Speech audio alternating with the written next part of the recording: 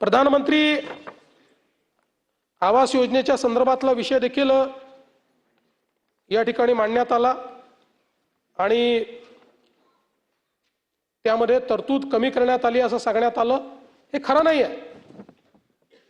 प्रधानमंत्री आवास योजनेमध्ये आपली जी तरतूद आहे ती तरतूद आपण वाढवलेली आहे आणि एकूण आपण जर विचार केला तर 14,300 कोटी रुपयाची तरतूद आपण केलेली आहे प्रधानमंत्री आवास योजनेमध्ये।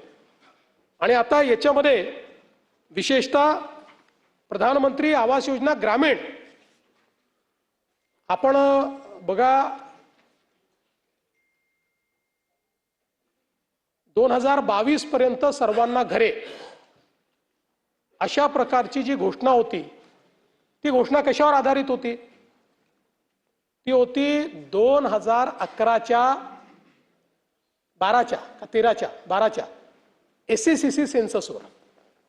एससीसीसी चा जो सोशिओ इकॉनॉमिक सेन्सस झाला होता त्यामध्ये महाराष्ट्रामध्ये जेवढे बेघर दाखवले होते, देशात जेवढे बेघर दाखवले होते त्यांना 2022 पर्यंत घर द्यायचं होतं आणि त्यानुसार तो आकडा आपण पूर्ण केला। पण नंतर असं लक्षात आलं की हा सेन्ससच बोगस होता, हा योग्य झाला नव्हता एससीसीचा। आणि म्हणून मला आठवतं की त्या काळामध्ये मी स्वतः महाराष्ट्राचं रिप्रेझेंटेशन देऊन आवास प्लस पोर्टल उघडायला लावलं आणि पुनश्च सर्वेक्षण करायला लावलं आणि 2018 साली ते सर्वेक्षण पूर्ण झालं आणि त्या सर्वेक्षणामध्ये 30 लाख अजून महाराष्ट्रामध्ये लोक निघाले की ज्यांना घरं नव्हती किंवा ज्यांनी रजिस्टर केलं त्याच्यामध्ये।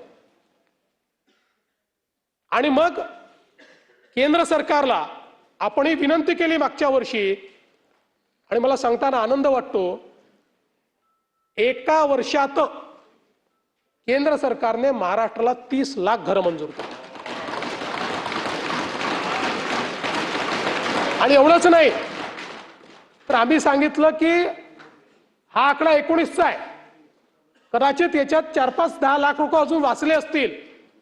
पुन्हा पोर्टल उघडलं आणि पुन्हा नव्याने रजिस्ट्रेशन आपण केलं, ते आता फायनल होत आहे।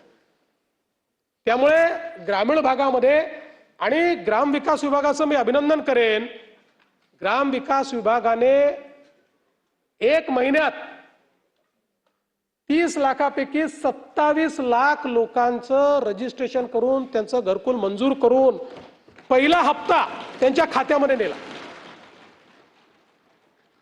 आणि आता जवळपास मला असं वाटतं की त्याच्यामध्ये 25.6 लाख लाभार्थ्यांचा पहिला हप्ता झालाय, त्यांनी पहिल्या हप्त्याचं काम चालू आहे। त्यातले 15 लाख लाभार्थी असे आहेत की जे आता दुसऱ्या हप्त्याला पोहोचले आहेत आणि 4 लाख घरकुलं पूर्ण झाली आहे। रेकॉर्ड स्पीडमध्ये हे काम आपण या ठिकाणी करतो आहोत आणि विशेषतः आपण दिलेल्या अनुदानातही आता वाढ केलेली आहे आणि ती वाढ करताना ही जी 30 लाख घरं आहेत पहिल्या दिवसापासून रूफटॉप सोलरची घरं असणार आहेत, त्यांना विजेचं बिल येणार नाही।